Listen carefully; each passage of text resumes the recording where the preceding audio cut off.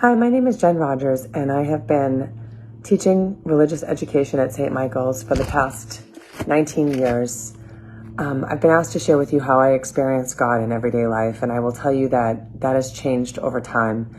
Certainly when I was younger, I used to experience God through going to Mass every Sunday and praying with my grandfather. He's the one who taught me all my prayers. And when I went to college, I continued to go to church each week, often by myself. I just felt as though it would help recharge my battery. And I looked forward to every Sunday doing that. When I graduated from college, I went to grad school and I was living in Boston, and I used to have to walk through the Boston Common to go to my internship. And I came upon this homeless man who was there every day, cold, rain, snow, and every day I would try to do something nice, whether it was to say hello or to bring him blankets or hats or food or some warm drink. And I remember leaving him each day thinking, wow, I feel God's presence in doing something like that. And when I moved out of the city, I moved to North Andover, and I became very active in the community, including at church, where I would volunteer to do weddings and teach CCD. And I started to coach and do these food drives and try to donate food to the Lazarus House. And each and every time I would do something special, I would feel special.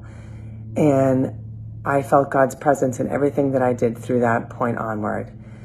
And one day when I was teaching at the middle school kids, I had 20 kids, and there were often weeks that only 5 kids would come to the youth ministry building. And I asked the Kim Silk and Pam McGallagher if I could volunteer with the kids. And they said, sure. So I would organize these trips to Cor Unum and the Community Giving Tree and the Lazarus House. And each and every time I did that, all 20 of the kids would come and volunteer. And they absolutely loved it. And each of them would feel God's presence through that, as did I. And my own daughters would come, and then they wanted to do more, and they started to coach sports and do the Challenger baseball and unified basketball, and every time I'd pick them up, there'd be big smiles from ear to ear. And we realized that for us, just giving back was how we feel God's presence mostly.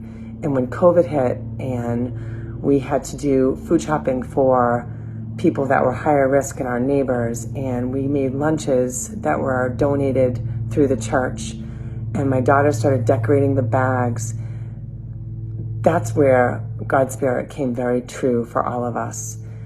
And hopefully you can find the same presence that we did through all of these times, whether it's something simple as holding a door or saying thank you or buying coffee for somebody behind you, or doing something maybe more elaborate like going shopping. But for us, that's how we feel God's presence each and every day. And I thank you for your time and opportunity to share this with you.